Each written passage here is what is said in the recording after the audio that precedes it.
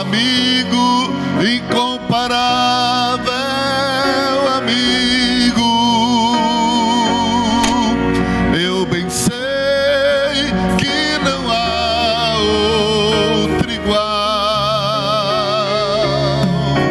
pois tu és meu verdadeiro amigo, fiel, compassivo e leal. E quando enfim terminar a jornada, a vitória é nossa, eu sei. Sim, veremos a face desse grande amigo. Eles diremos todos de uma só vez: ó amigo incomparável, amigo. Eu bem sei que não há outro igual, pois tu és meu verdadeiro amigo, fiel, compassivo e leal. E quando enfim terminar a jornada, a vitória é nossa, eu sei. Sim, veremos a face desse grande amigo. Ele diremos todos de uma só vez: ó amigo incomparável, amigo. Eu bem sei que não há outro igual, pois tu és meu verdadeiro amigo, fiel, compassivo e leal, fiel, compassivo e leal.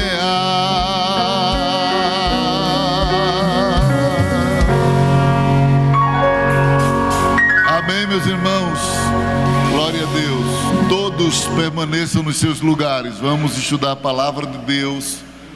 Não é bom os irmãos estarem saindo, andando, nem conversando aí nos corredores da igreja. Vamos estar meditando na palavra do Senhor. Nós já vemos aqui desde a semana passada, estamos tratando de um dos assuntos importantíssimos da vida cristã, da vida com Deus, que é o crente debaixo da bênção. Qual é o nosso tema? Muito bem. O crente debaixo da bênção, ou o crente receptivo às bênçãos de Deus. O crente como um receptor das bênçãos de Deus, em condições de receber as bênçãos. Eu estou falando de bênção e apresentando a bênção dentro da categoria de herança e legado. Mostramos aqui a importância de saber a diferença da herança e do legado. Eu falei que o legado é o conjunto de princípios e valores que o pai ou a mãe deixam aos filhos para norteá-los ao longo da vida. Legado, portanto, é algo intangível, algo que se acumula, mas não se mensura por meio de dinheiro, por meio de quantidade de hectares ou algo que o valha. Diga-se que legado é a sustentação da herança, pois quem não recebe o legado nunca saberá administrar herança. Diga quem não recebe o legado, nunca saberá administrar a herança. Então tem gente que às vezes tem acesso à herança, mas por não ter um coração aberto para o legado, termina desperdiçando a herança. Eu contei aqui a parábola, a história do jovem que desperdiçou a herança, mas teve uma segunda chance por causa da graça e da misericórdia de seu pai. Mas nem sempre a pessoa tem uma segunda chance. Então é importante não apenas estar de olho na herança, mas também absorver o legado que é esses conjuntos de valores que são impressos nos filhos. Com base nessa doutrina da bênção, nós temos escolhido a história de Isaac, cujo nome significa riso no hebraico, e eu já falei que ele era o filho da promessa que Deus fez a Abraão. Embora um outro filho houvesse nascido primeiro, no caso Ismael, mas Isaac é considerado por Deus o melhor dos filhos de Abraão. Quando ele diz a Abraão no capítulo 22, oferece o teu único filho no Monte Moriá, é claro que Abraão já tinha Ismael, e porque Deus diz teu único, não é que Deus está descartando Ismael, mas que a palavra único ali no original é o melhor dos teus filhos. Então no original a ideia de único é o melhor, porque Isaac era o filho da promessa, o filho que Abraão recebeu por promessa. Ismael era o filho que Abraão recebeu pelo atalho, pelo arranjo, na nossa linguagem aqui, pelo arrumadinho da sua esposa, e trouxe muito problema quando a gente quer uma bênção por meios de caminhos que não são os caminhos legais, o caminho que Deus traça para o crente. Isaac foi o filho que recebeu a herança espiritual de Abraão. Faltou aqui o retorno, mas irmãos, vejam aí.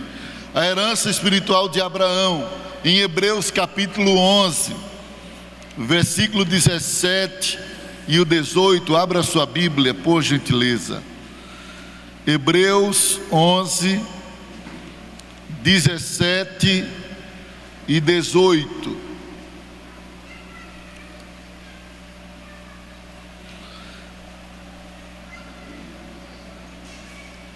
Diz assim: pela fé, Abraão, quando posto à prova, ofereceu Isaque, aquele que acolheu as promessas de Deus. Veja, aquele que acolheu as promessas de Deus, estava a ponto de sacrificar o seu único filho, do qual havia sido dito: a sua descendência virá por meio de, quem está com a Bíblia aberta, Hebreus 11, 17 e o 18. A minha versão é um pouco diferente. O versículo 18 diz assim: Abraão, do qual havia sido dito: a sua descendência virá por meio de Isaque. Ou seja, o escritor da carta aos Hebreus reconhece Isaque, com base no que Deus falou, como herdeiro das promessas de Abraão. Mas Isaque não era só detentor das promessas, ele precisaria também receber o legado de seu pai. Além das promessas como herança, ele precisava do legado, daquilo que lhe foi ensinado ao decorrer dos anos em que ele viveu com seu pai Abraão, aprendendo a viver diante do altar. Diante do altar. Abraão foi um homem de altar. Abraão foi um homem de oração. E Isaac precisava viver essa experiência de forma pessoal, não só viver na sombra de seu pai, mas viver a experiência pessoal da vida que seu pai deixou impressa como legado. No versículo 20 diz assim: pela fé igualmente,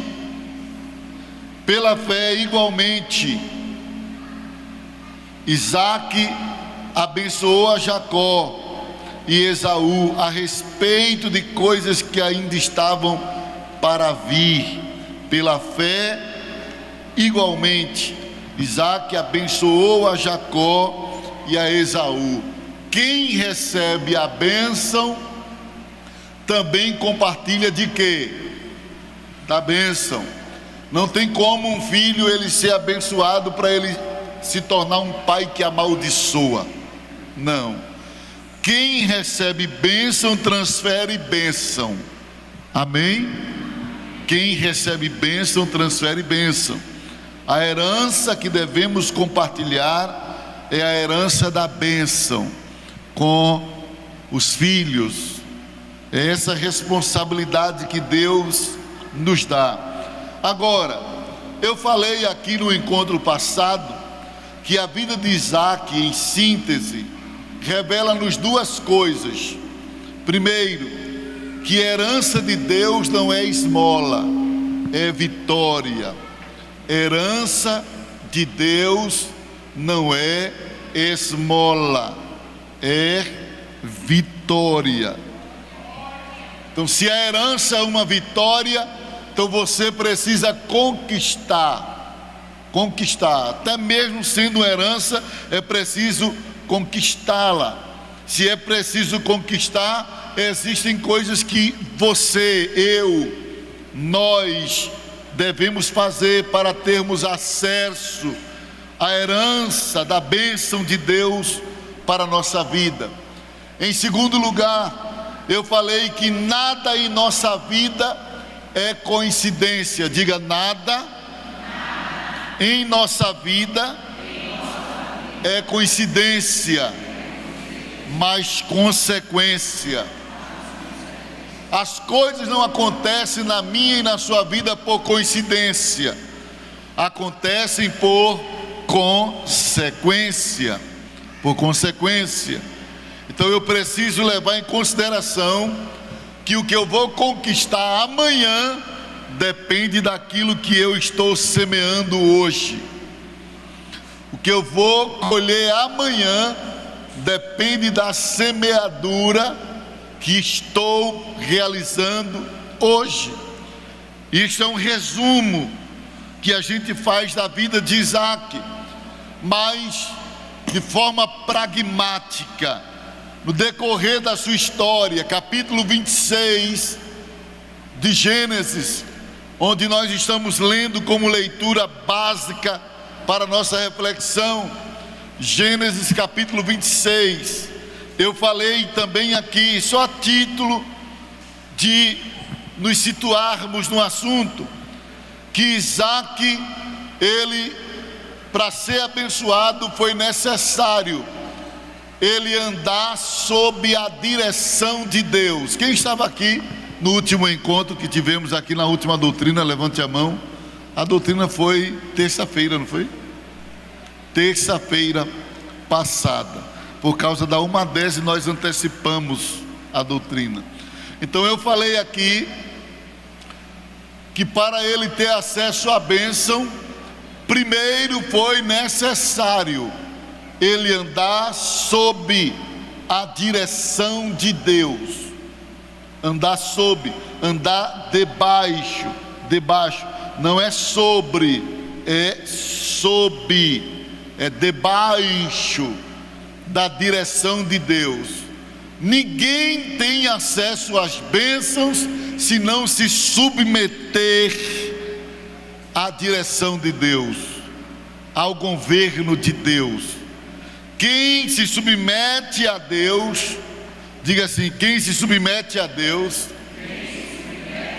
será dirigido, será instruído, será protegido e será promovido. Pronto.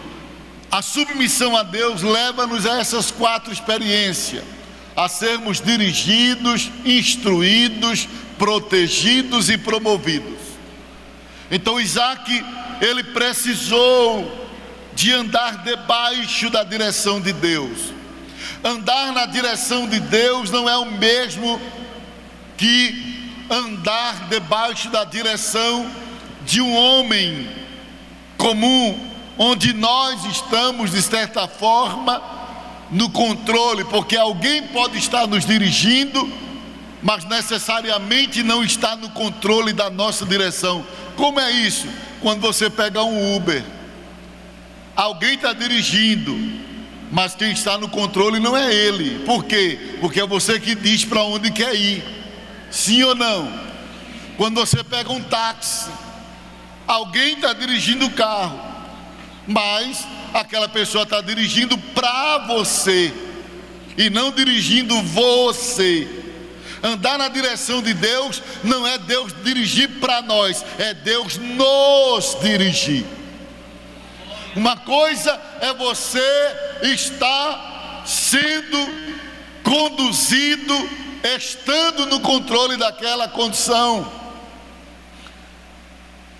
E dentro desse viés, quando a gente está sendo dirigido no contexto de que alguém dirige para nós, a gente paga para a pessoa fazer o que a gente quer. É assim ou não é?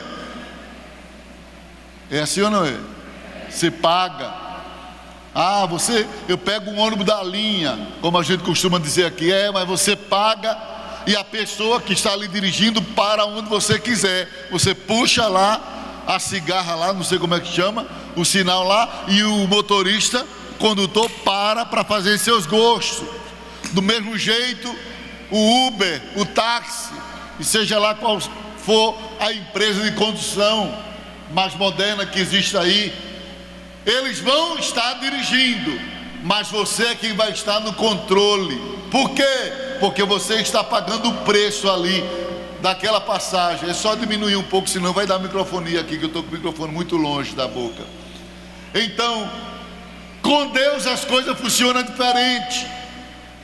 Quando Deus assume, não sei quem está equalizando, está aqui.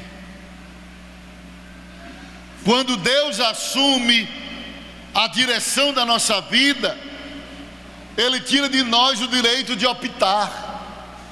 Quando o homem assume, a gente dá pitaco, como a gente diz aqui. Tem escolha, para aqui, eu deixo aqui.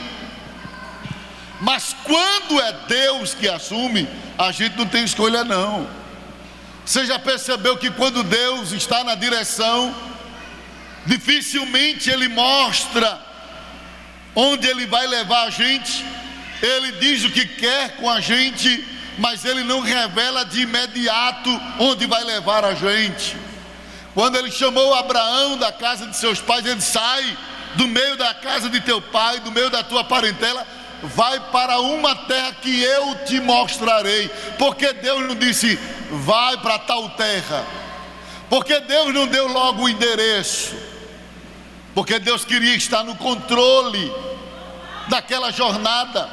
Se Deus der o endereço do lugar que Ele quer nos levar, a gente é tão terrível que a gente vai querer pegar atalhos para chegar aonde Deus quer, sem passar por onde Deus projetou. É por isso que Ele não dá o endereço. Ele diz a Abraão: Abraão, pega o melhor dos teus filhos e leva até o Moriá e oferece ele em um dos montes que eu te mostrarei. Deus também não disse qual seria o monte. Por quê? Porque Deus quer que a gente ande na dependência dele, tanto quanto a gente anda na dependência de um GPS, quando a gente sabe o lugar, mas não sabe como chegar. É assim ou não é? O GPS diz, quando alguém lhe dá a localização, tal lugar, mas como é que eu chego lá? Não sei. Então eu tenho que olhar a rota do GPS. Às vezes Deus diz: eu tenho um chamado para ser um missionário. Mas como é que eu chego lá? Aí é outra coisa. Eu não vou te dizer quais vai ser todos os caminhos. Primeiro, porque se Deus disser qual vai ser o processo, muitos de nós não queríamos andar, por causa do despreparo, por causa do medo, por causa da fraqueza humana. Que Deus me disse há muito tempo que tinha um chamado na minha vida, que eu seria pastor, mas Ele não disse como seria isso não, onde seria, quando seria, não. As coisas vão acontecendo à medida que a gente vai andando e dependendo de Deus. E pasme, o caminho de Deus não é como muitas pessoas pensam. Porque tem gente que pensa: Deus falou, vai ser bom demais, vai ser bons resultados. O processo não é tão bom não. Que acontece tanta coisa: é calúnia, é mentira, é fofoca, é covardia, é injustiça, é privação, é escassez, é fome, é sede, necessidades terríveis. Todos esses caminhos a gente vai passando, porque Deus vai munindo a gente de preparo, de experiência. Porque quando a gente está na frente da obra, com quem é que a gente se depara? Pessoas com problema, pessoas com dificuldade. E na grande maioria, as dificuldades que a gente já passou é as que a gente vai instruir na igreja. Então Deus vai preparando a pessoa naquilo ali. Então, quem anda sob a direção de Deus, diga assim: não tem opção, não tem preferência, não tem direito de escolha. Não, Senhor, eu queria que fosse por aqui. Nada disso, não tem nada que queria. O que você tem que querer é a vontade de Deus. Por onde Ele vai te levar, isso é com Ele. E a grande diferença entre Deus e os homens é que o homem te conduz, te guia e faz o que você quer, porque você paga preço. Com Deus é diferente. Você paga preço, mas Deus não faz o que você quer. Você vai para onde Ele quer. Ele está no controle de todas as coisas.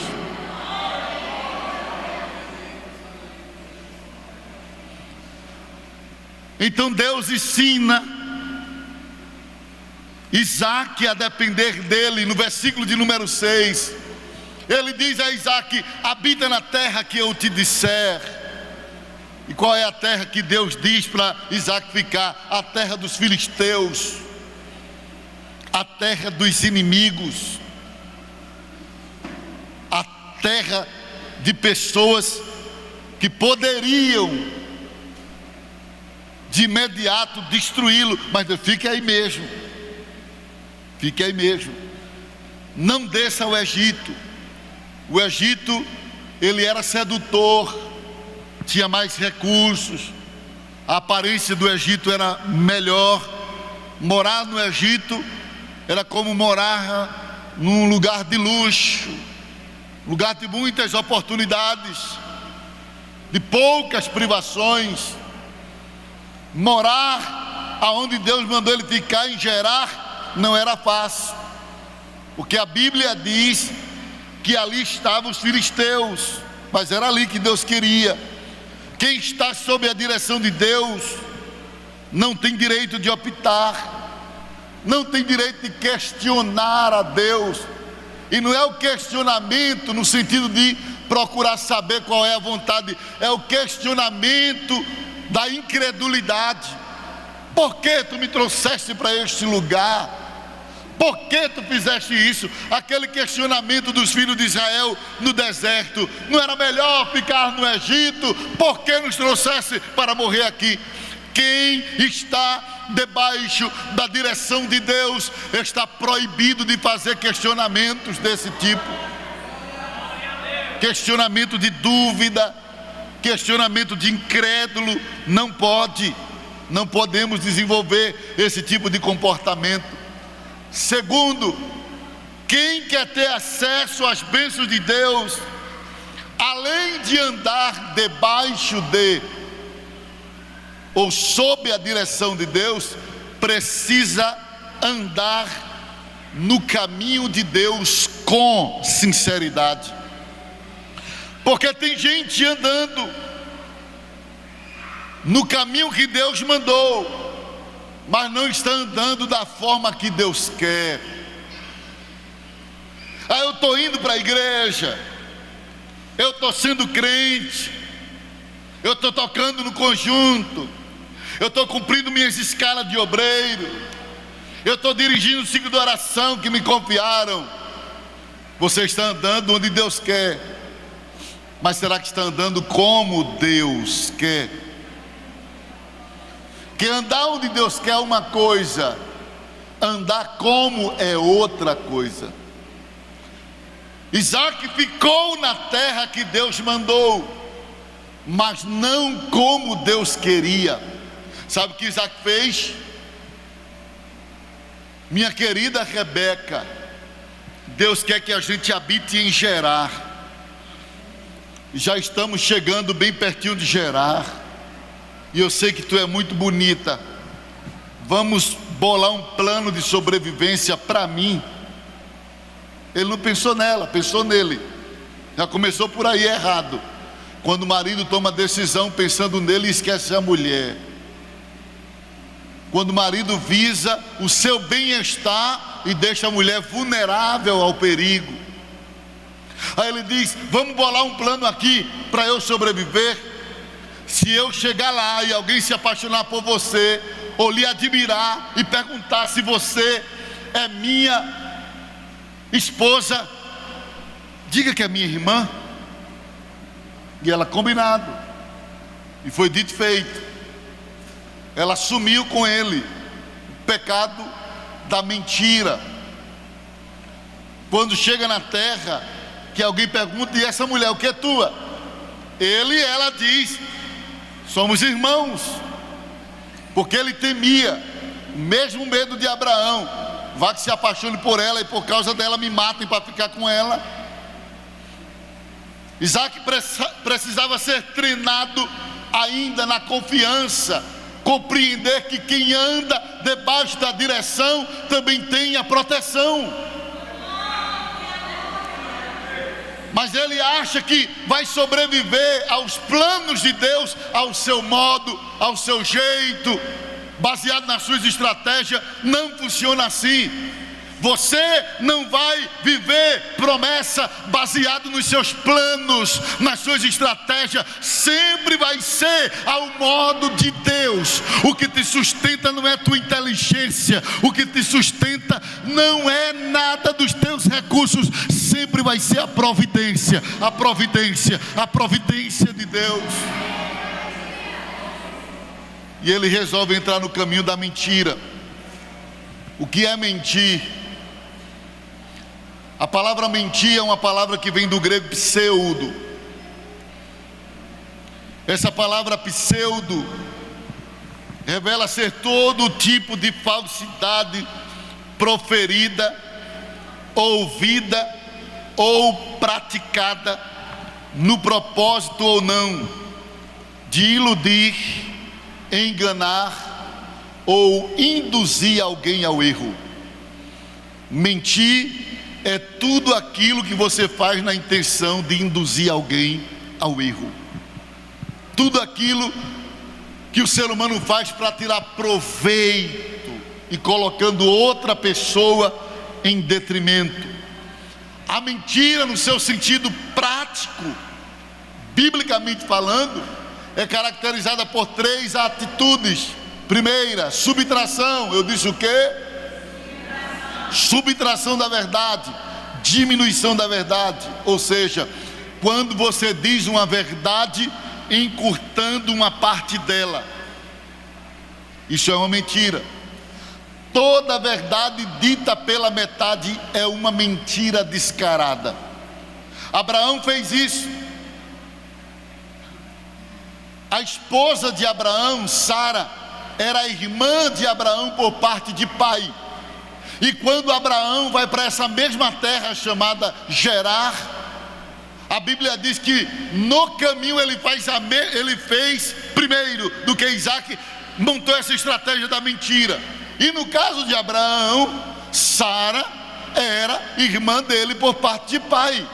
Mas Abraão diz: só diga que é minha irmã, não diz que é minha mulher. E esse comportamento de Abraão foi reprovado, e a gente sabe o fim da história. Porque toda meia verdade diante de Deus se constitui uma mentira. Tem gente que às vezes não conta toda a verdade, porque sabe que a outra parte da verdade vai comprometer seus interesses. Quem está me entendendo, diga amém. Já viu que tem gente que quando traz uma demanda, eu vou levar esse caso para o pastor, aí ele vem e só conta um ladozinho, e a gente só vem saber o outro lado se a gente não for daquele líder que escuta um lado só, porque tem líder que só sabe ouvir um lado só. Mas não é assim que se julga. Não se julga demanda ouvindo apenas um lado.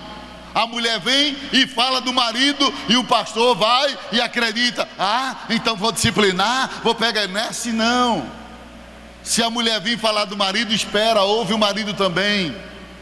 Se o marido vem falar da mulher, espera, não julgue a mulher sem dar a ela o direito de resposta. Não se julga demandas ouvindo apenas um lado. Tem que ouvir os dois lados. Eu tratei de um caso de uma mulher que o presbítero me chamou e disse assim: olha pastor, está uma coisa séria na casa do irmão fulano. Olha, está uma parafernália tão grande, a irmã só vive sofrendo, a irmã só vive não sei o que. E começou a falar coisas. Vamos lá, eu disse vamos. Eu fui com o presbítero. Quando eu cheguei lá, o marido dela não estava em casa. Ela: entre, pastor. Eu disse: entro nada, seu marido não está aí, eu e o presbítero, 2 homens dentro da sua casa. Só não, seu marido já chega aqui, olha, daqui a pouco ele está chegando. A gente espera aqui do lado de fora. E fiquei do lado de fora esperando, e ela na porta querendo adiantar os fatos. Porque ele não sei o que. Eu disse: irmã, calma, deixe seu marido chegar ao seu lado. O presbítero já passou, mas quando seu marido chegar eu vou ouvir os dois lados. Pastor, mas é porque ele. Calma, irmã. Ela viu que eu não iria ouvi-la sozinha, sem ouvir o marido, aí entrou. E eu disse ao presbítero: toda história tem 2 lados. Nunca julgue nada ouvindo um lado só. E quando chegou o marido, suado, cansado, na bicicleta: pastor, que honra é essa ter o senhor aqui? Senão eu vim falar com o senhor não estava em casa, eu fiquei lhe esperando. Sua esposa está aí, eu quero falar com o senhor e sua esposa. Ele disse: hoje vai ser um prazer. Entre, pastor. Eu disse: se o senhor quiser se banhar, alguma coisa. Não, pode, ficar à vontade. Eu entrei. E a mulher veio com tanta coisa e disse tanta coisa. Assim diante dele, ele olhava para mim e eu disse: olha, eu vou adiantar, tem mais coisa que ela já contou aqui ao presbítero. Ela disse que o senhor faz isso. Ele olhava para mim, olhava para ela e disse: meu Deus, que coragem é essa que você tem de mentir para os servos de Deus? E no decorrer daquela demanda, a gente viu claramente que a mulher era uma mentirosa, maligna. E quando eu vi que as coisas iriam esquentar para o lado da mulher, eu fiquei com dó dela, literalmente. E eu fiquei com dó daquela mulher. E eu disse assim: mas tenha paciência com ela, mesmo com tanta dificuldade, mas essa mulher é a mulher que cuida do Senhor, cuida da sua casa. Apesar de tanta dificuldade, ela tem se mantido fiel ao Senhor. Eu disse: fiel? Ela já me traiu 2 vezes, ela não disse isso não, e eu perdoei. Eu disse: eita, agora piorou a coisa para essa mulher. Irmão, foi tanta da coisa. Isso faz quase 20 anos que aconteceu. Meu Deus, não se ouve só um lado. Nunca credibilize uma pessoa por um único argumento, por uma única demanda. Escute os lados. Se você está no poder de julgar, se não está, transfere para quem Deus constituiu. Não se mete naquilo que não cabe a você. Amém? Olha, não aprende quem não quer, mas eu estou ensinando. Não se meta naquilo que Deus não lhe deu autoridade para tratar, porque senão você vai usurpar poder e vai embaraçar tudo, vai entrar no bolo, no pacote da bagunça. Então aprenda a saber qual é o seu lugar em Deus. Não tente exercer uma autoridade que Deus não lhe deu para exercer. Cada coisa no seu devido lugar. Mas se tratando de mentira, Isaac mentiu, e a mentira é tida como a diminuição da verdade, quando alguém conta uma verdade pela metade para tentar tirar proveito. A mentira também é caracterizada na Bíblia pelo acréscimo da verdade. Já viu que tem gente que conta fatos verdadeiros, mas de forma exagerada? Isso acontece tanto em vigília, em ciclo de oração, trabalho que as pessoas contam bênção. O camarada ganhou um Fusca, ele disse que Deus mandou uma Ferrari, Deus mandou um carrão, Deus fez tal coisa, e às vezes não é isso. Deus deu realmente uma bênção, mas parece que tem gente que acha pouco o milagre e quer acrescentar o milagre. Teve uma época que viralizou aquele hino, não é? Aí tem travesseiro, deita em cima do leão. Para aí, onde é que tem isso na Bíblia? Na cova onde Daniel foi jogado tinha um travesseiro. Quem disse isso? O povo acha pouco Deus proteger Daniel dos leões que estavam ali a ponto de estraçalhá-lo. Ainda diz assim: tinha um travesseiro, ele podia dormir em cima do leão. Que conversa é essa, irmão? Em lugar nenhum da Bíblia está escrito que Deus amansou o leão. Não, a Bíblia diz que Deus fechou a boca do leão, mas o leão continuou bravo. Ele continuou tão bravo que quando Daniel saiu, que Deus abriu a boca antes que os homens caíssem, ele esmigalhou no ar. Você sabe o que é quebrar uma pessoa no ar? Não deixou nem chegar no chão, era muita fúria. Mas com Daniel, eles estavam bravos, mas com a boca colada. Leão com boca colada não come. E Daniel diz ao rei: ó rei, vive para sempre. Deus enviou o seu anjo e amansou o leão? Não, ele fechou a boca. O leão é brabo, mas a boca não abre.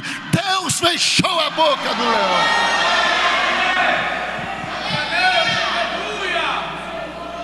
Mas tem gente que acha pouco Deus fechar a boca e diz: aí tem travesseiro, deita em cima do leão. Vai deitar em cima do leão. Sabe o que é isso? É contar uma verdade com exagero, é acrescentar. E todo acréscimo de verdade é mentira. Abra a Bíblia, veja o que diz a Bíblia em Provérbios capítulo 30, versículo 6. Vamos lá.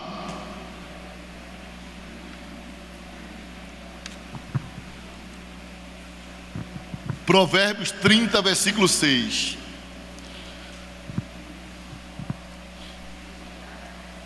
Isso, cadê?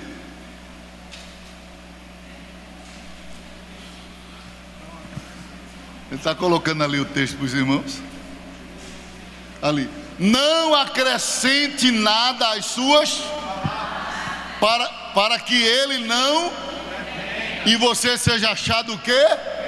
Cuidado, quando for contar as coisas, conte no tamanho certo. Se for contar um fato, não acrescente, não diga o que não viu, não diga o que não aconteceu, porque senão Deus vai te julgar, vai te repreender por causa da tua mentira. Tem gente que mente, não é porque nega a verdade, é porque exagera na verdade, conta um fato de forma exagerada. Em terceiro lugar, é mentira a diminuição da verdade, é mentira o acréscimo da verdade, é mentira a substituição da verdade. Quando você anula todo o fato e conta outro que nunca existiu. Isso é mentira, a substituição da verdade. Gênesis 39, versículo 7 ao 21. Os filhos de Jacó fizeram isso, molharam a túnica de José e mandaram a túnica para Jacó, para ele supor que José foi devorado por uma fera. Mentira. Mentira. Por causa da mentira, Isaac pôs em perigo a vida de Rebeca. Tem muita gente colocando em perigo a vida da esposa por causa da mentira. Em alguns casos Deus dá o livramento, em outros casos não. Deus permite a desgraça.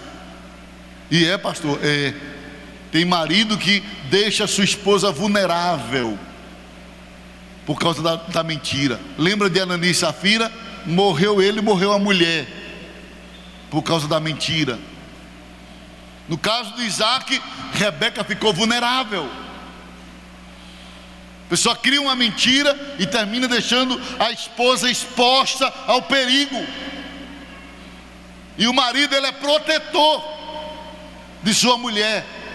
Então ele tem que ter muito cuidado para não fazer as coisas de forma que coloque a sua esposa em perigo. Ele tem que proteger a sua esposa.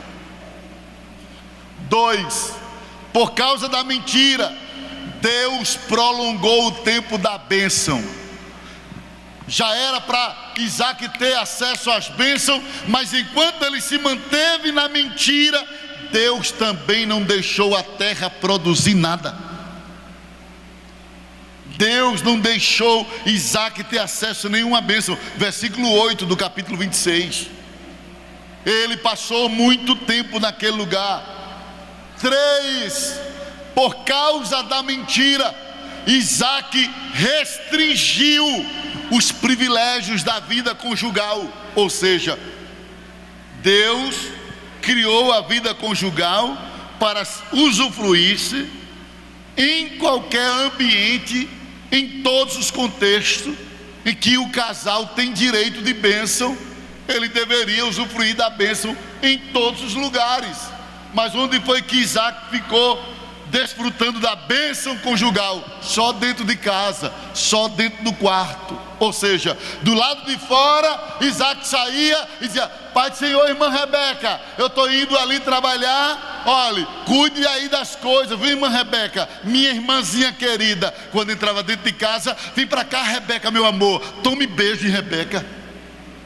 Fora de casa era irmão, dentro de casa era esposa.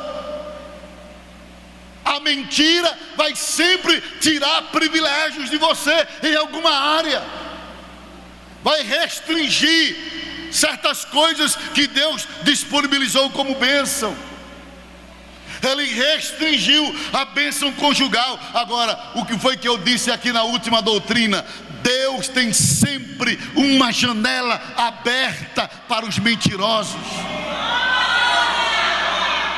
Quando o camarada pensa que vai ganhar com a mentira, aí Deus manda um vento, a janela se abre, e quando a janela se abriu, pegaram Isaac: tome beijo em Rebeca. Aí olharam: eita, que amizade de irmão é esse? Não, tem alguma coisa errada nesses dois irmãos aí, namorando? Não, tá, então é incesto. Aí chama eles dois: vocês são irmão ou casado? Você é irmão ou é casado? Porque me disseram que você estava se beijando com ela. Nós somos casados. Deus tem sempre uma janela aberta para o mentiroso.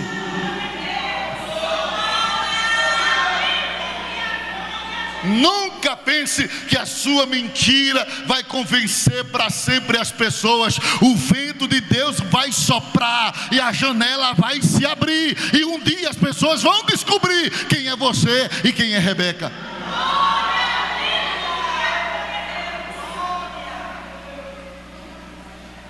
Eita lá.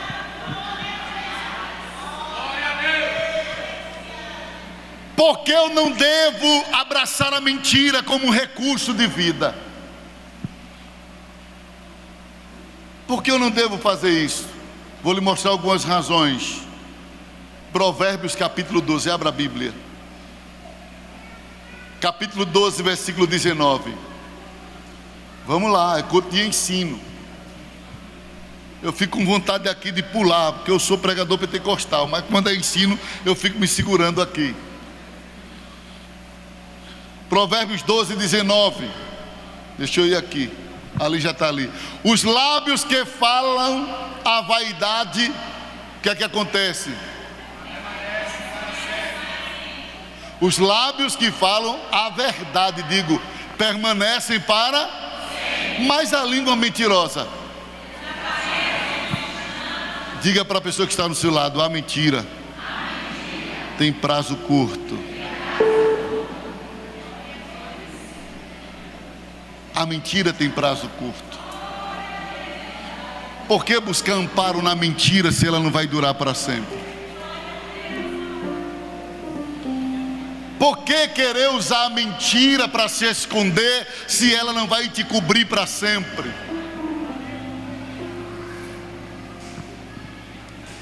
Por que querer se apoiar na mentira se mais cedo ou mais tarde a máscara vai cair, porque o elástico que segura ela vai se partir?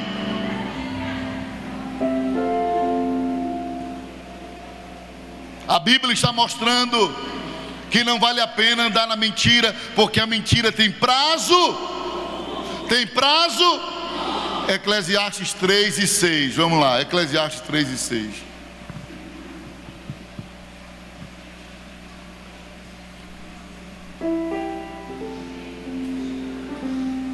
Tempo de procurar e tempo de perder.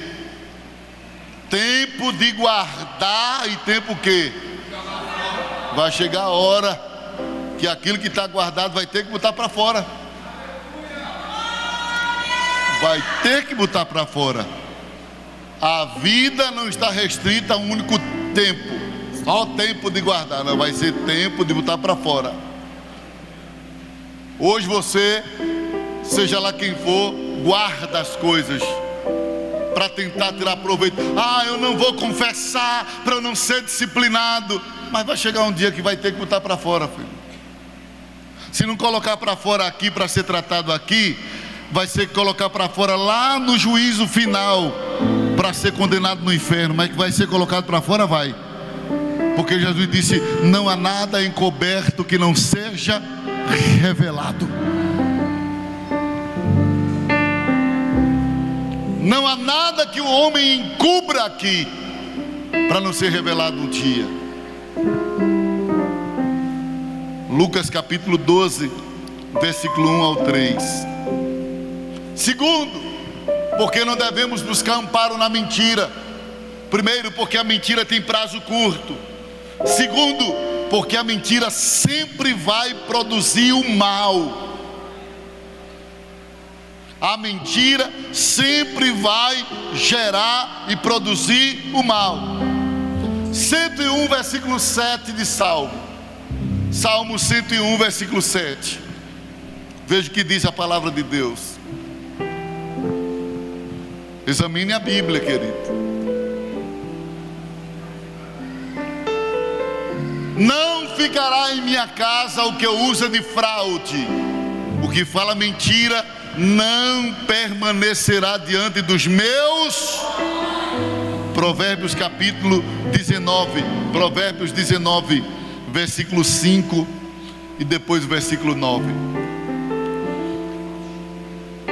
Que o salmista está dizendo não vai ficar. Se a gente for usar aplicando a Deus, Deus está dizendo: não vai ficar diante de mim quem anda na mentira. Na minha presença não fica quem anda na mentira. Por isso que tem gente que vem para a igreja, vem, daqui a pouco, porque fulano, de repente, porque estava na igreja, mas estava na mentira, adulterando, roubando, mentindo, fofocando, vivendo uma vida de mentira. Aí depois vai lá para o mundo arrumar desculpa. Eu não vou para aquela igreja, porque ali tem fofoqueiro. Era ele o fofoqueiro. Eu não vou para aquela igreja, porque ali tem muita gente que pecava. Era ele o pecador. Aí ele fica querendo transferir a culpa. Aí quando Deus joga para fora, porque Deus vomita quem não é verdadeiro. Aqui é como a água do mar, querido. A igreja é como o mar. Enquanto o peixe está vivo, ele anda, mas quando ele morre, o mar joga para fora, joga para fora. Aqui não fica quem está morto, só fica quem quer vida, só fica quem quer vida.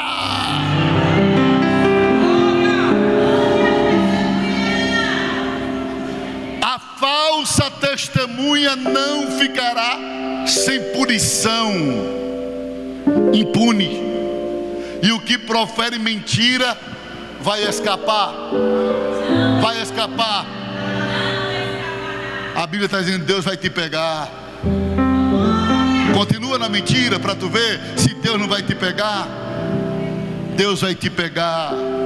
Eu conheci um homem que vivia fumando dentro da igreja, bebendo dentro da igreja, tomando ceia em pecado, fazendo as coisas em pecado. E um dia a mulher dele disse a ele: fulano, não faça isso não, que Deus vai lhe pegar, fulano. Você está enganando. Confesse, procure o pastor, conte, fale para ele ajudar. Aí ele olhou para a mulher e disse assim: se Deus me pegar, você o pega. Não demorou muito tempo, eu fui lá. Eu era garotinho assim, 14 anos. Pastor Hélio disse: eu estou indo na casa do irmão fulano, vamos comigo? Eu: vamos. Pastor Hélio já era um jovem já. Ele é mais velho do que eu, 10 anos.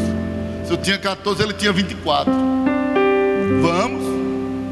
Quando eu cheguei lá, estava aquele homem com câncer, podre aqui na região do pulmão. Aquele homem respirava, e quando soprava, saía de dentro dele umas espumas, parecendo espuma de sabão.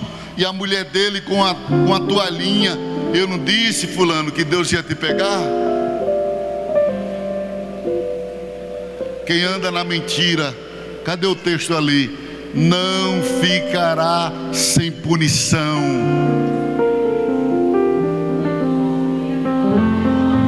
Quem anda na mentira não escapará. É Deus que está dizendo: você não vai escapar. Pode se esconder, pode se disfarçar, pode fazer careta gospel, pode se passar por profeta, por mulher de Deus, por homem de Deus.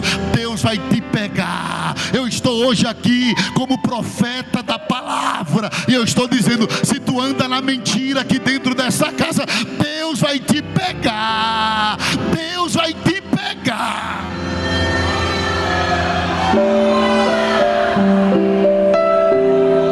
Meu Deus, eu não vou mais para esse culto de doutrina. Aí é que Deus vai te pegar mesmo. Ele te trouxe hoje para te avisar, e amanhã ele vai te pegar se tu não querer o tratamento. Ele hoje está avisando porque ele quer usar de misericórdia para te ajudar. Mas se tu tentar fugir como Jonas, ele vai te pegar.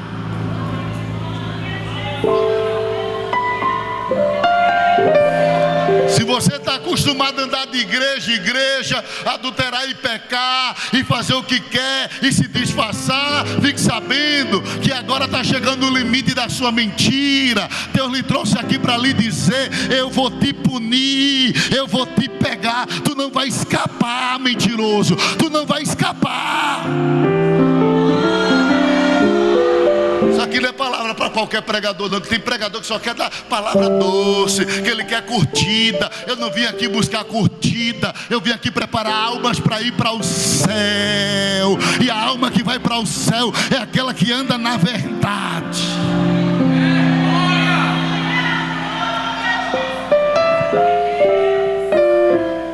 Pensa que Deus está empolgado com o teu terno, com a tua gravata, que Deus está empolgado com as tuas lágrimas ou tuas rachadas de línguas estranhas. Ei, tá? Tá não. Você pensa que Deus está empolgado em te ver andando para lá e para cá, tirando foto aqui, trabalhando na mídia, tocando no conjunto, mas que servir a Deus é pertencer a Deus, e pertencer a Deus só para quem anda na verdade. O mentiroso pode servir a Deus. Caim serviu a Deus, trouxe altar, trouxe oferta, mas era do diabo, porque não é servir a Deus que diz que você é de Deus, é andar na verdade.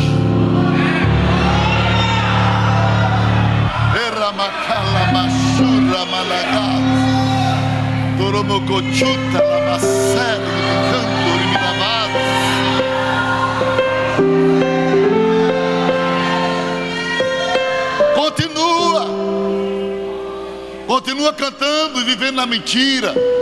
Continua na mocidade vivendo na mentira, com Instagram podre, com conversas nojentas. Continua sentando no altar e fazendo as coisas erradas no teu trabalho, vivendo uma coisa aqui e no trabalho é outra pessoa. Continua sentando aí no conjunto e vivendo uma mentira, uma falsidade. Continua tocando no conjunto e se prostituindo e adulterando. Eu estou dizendo, Deus vai te pegar. Está chegando o dia de Deus chamar você a uma prestação de contas.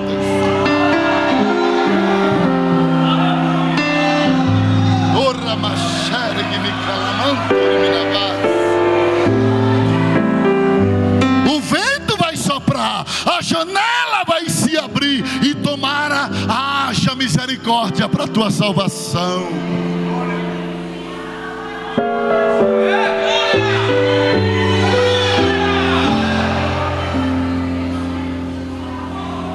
Tomara que Deus ainda use de misericórdia para te salvar.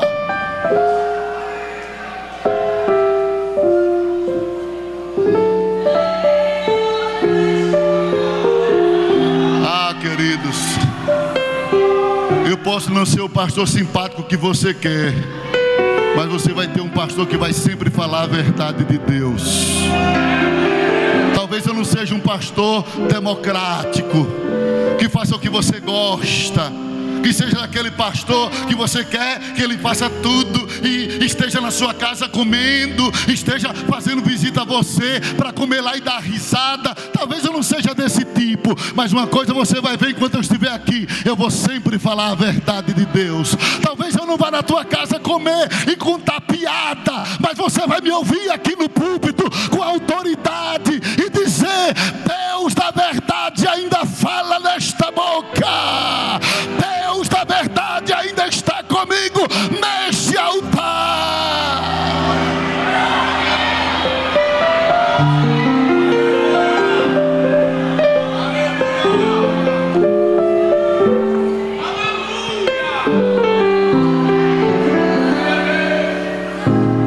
Porque não devemos buscar amparo na mentira, porque a mentira tem prazo curto. A mentira sempre vai gerar o mal. Versículo 9, Provérbios. Vamos lá, soldado, bem rápido. Senão eu faço uma vigília hoje aqui, que eu estou sentindo um negócio queimando aqui hoje. E eu ainda tenho um propósito aqui para terminar hoje o livro de Êxodo. Eita Deus, foi coisa do céu essa semana. Só tinha 8 irmãs, mas a gente não correu. O diabo não teve direito de segurar a gente em casa.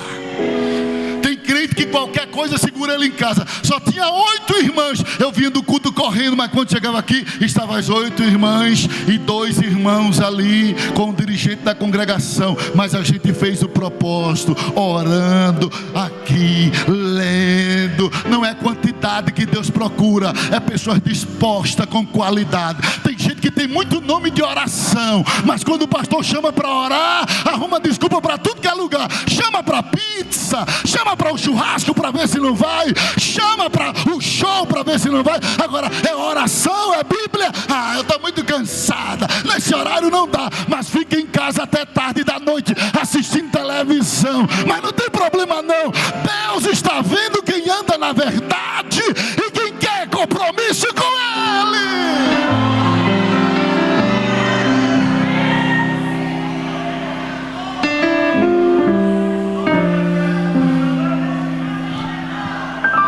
Deixa eu te dizer uma coisa, querido. E não é indireta não, é direta mesmo. Eu não ando com as tuas pernas para a presença de Deus, eu ando com as minhas. Tu pode até ficar em casa, mas eu vou chegar na presença dEle. Eu te convido para vir orar, mas eu não dependo de tu para estar na presença dEle. Eu venho mesmo se você não vier.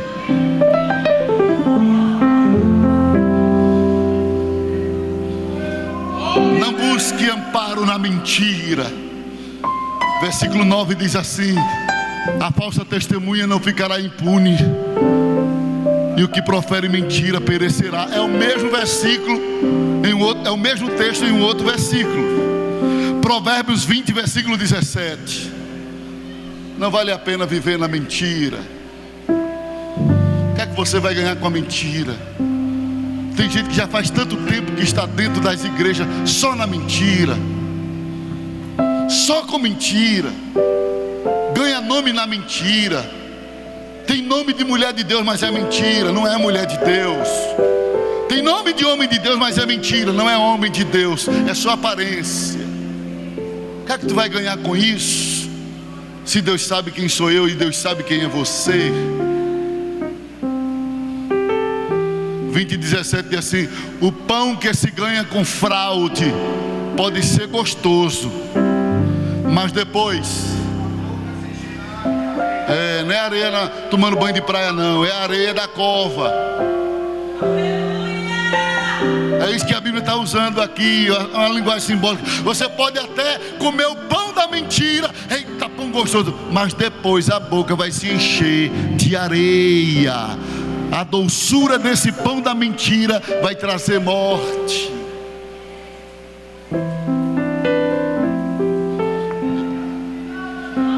Eita lá. As lamparinas de Deus estão acesas aqui.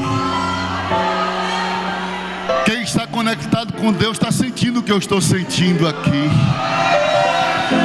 Quem anda com Deus sabe quando Deus está falando o que Ele quer falar, sabe quando é Deus. Eu não preciso fazer careta para você saber que é Deus. Eu tenho plena convicção que Deus puro está tratando conosco aqui nesta noite.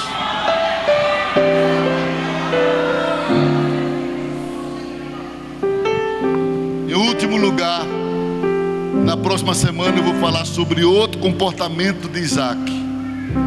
É Santa Ceia, mas vai dar certinho com a Santa Ceia o que eu vou falar.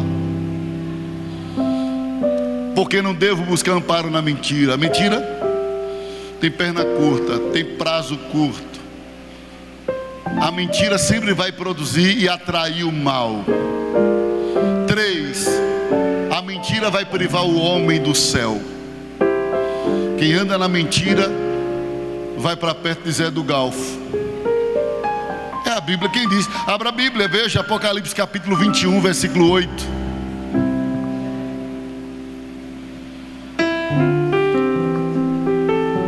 Eu estou te avisando. Deus me trouxe a escada para te avisar. Eu não sei quanto tempo eu passo aqui em escada, mas ninguém vai dizer assim: o pastor Elmi nunca falou a verdade. Não, vai ter que dizer: eu não. Ele pode não ter feito muita coisa por causa da carga de trabalho dele, mas que ele pregava a verdade, pregava.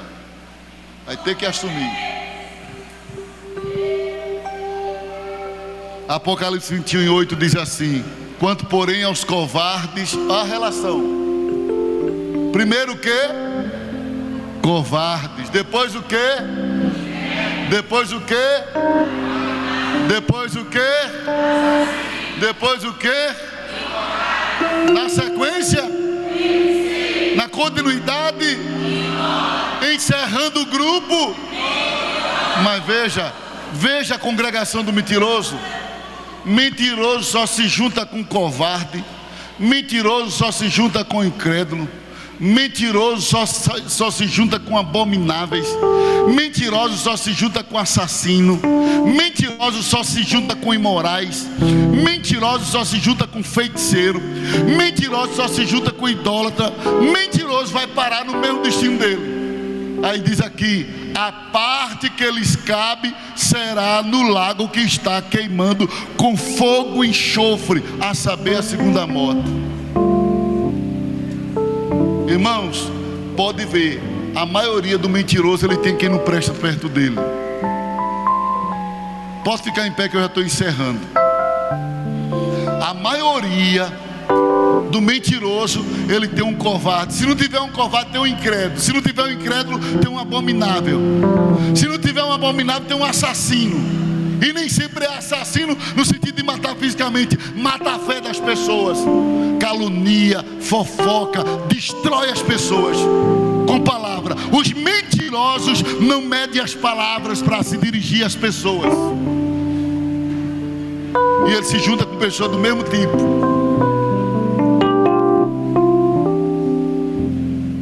Apocalipse 22:15, vamos lá. Apocalipse 22:15, a gente encerra. Já fechei o tablet.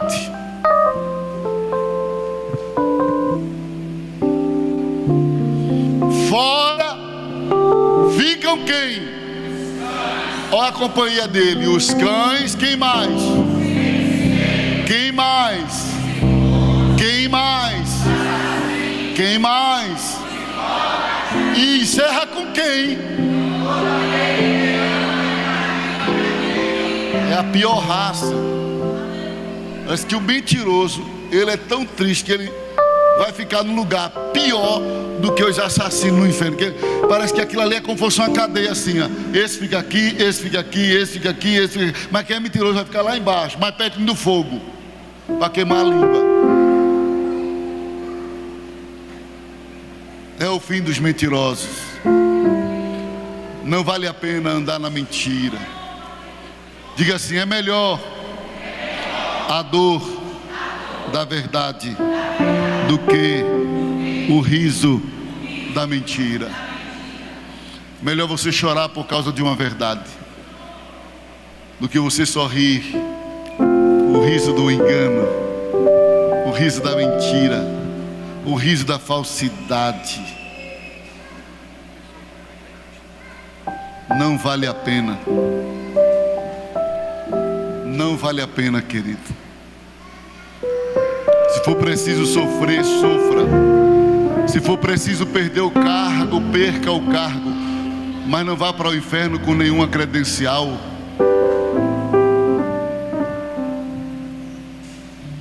Se for preciso sair do grupo por uma disciplina, saia. Mas não prefira ir para o inferno disfarçada de adoradora. Porque já foi dado o diagnóstico esta noite para quem ama e para quem pratica a mentira. Depois eu vou trazer um estudo só sobre mentira, que esse não é um estudo sobre mentira, esse é um estudo sobre Isaac. Existem tantas outras coisas que a Bíblia fala sobre o mentiroso. Pessoas que enganam por brincadeira, pessoas que mentem por brincadeira, pessoas que usam a mentira para auto se beneficiar e prejudicar as pessoas. Eu já vi de tudo, irmãos. Já vi de tudo. Pessoas caluniar o outro, dizer coisa do outro, dizer inverdades do outro, só para tentar tirar proveito.